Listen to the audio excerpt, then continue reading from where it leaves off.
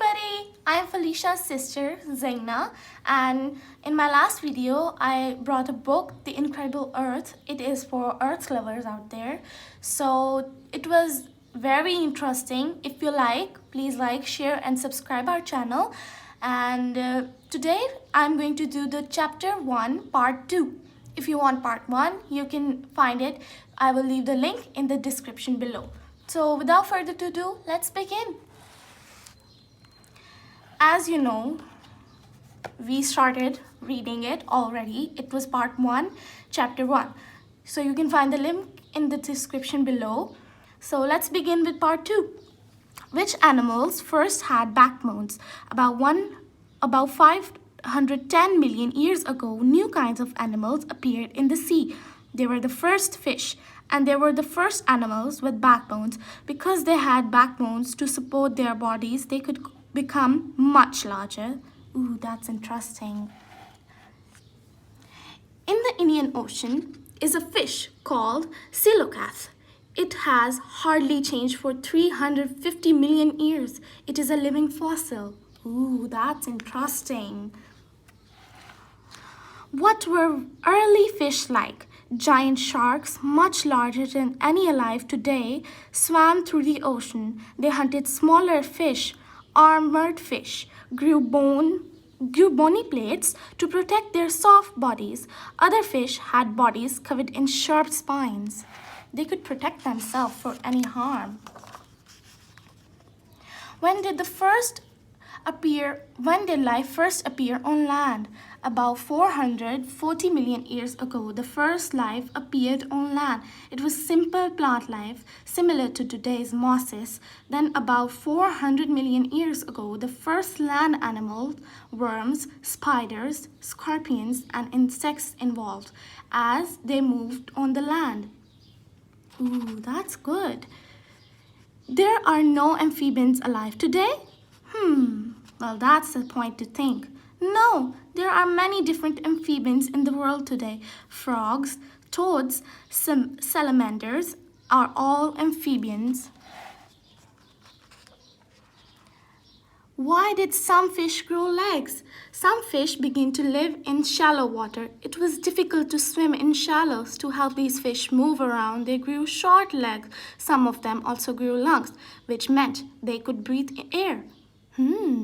These animals could live in water and on land. That's interesting. Amazing. The lungfish is one of today's fish that can live out of water. It can breathe air. Ooh. Comment if anybody knew that. Which animal lives in water and on land? An animal that can live in water and on land is called an amphibian. It means double life. The first amphibians appeared by 350 million years ago. Gradually, they spent more and more time on land. About 300 million years ago, some amphibians changed into reptiles. They could live on land all the time. Reptiles have backbone and scaly skin and most lay eggs. Some reptiles, such as crocodiles, spend lots of time in the water, but they can't breathe underwater. They use sun to keep their bodies warm. Some of people know that interesting fact. Is it true some early reptiles had sails on their backs? Let's find out. Yes, Dimetrodon had a skin sail on its back. It soaked up the sun's heat and controlled the animal's body temperature. That's interesting.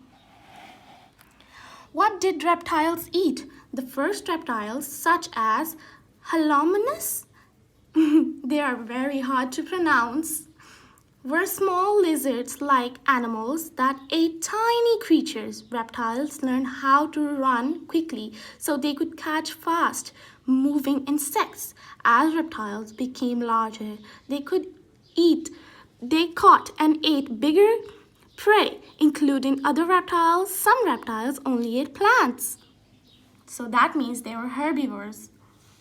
A small animal found in Scotland in rocks that are about 350 million years old might be one of the first reptiles, but some scientists say it was an amphibian.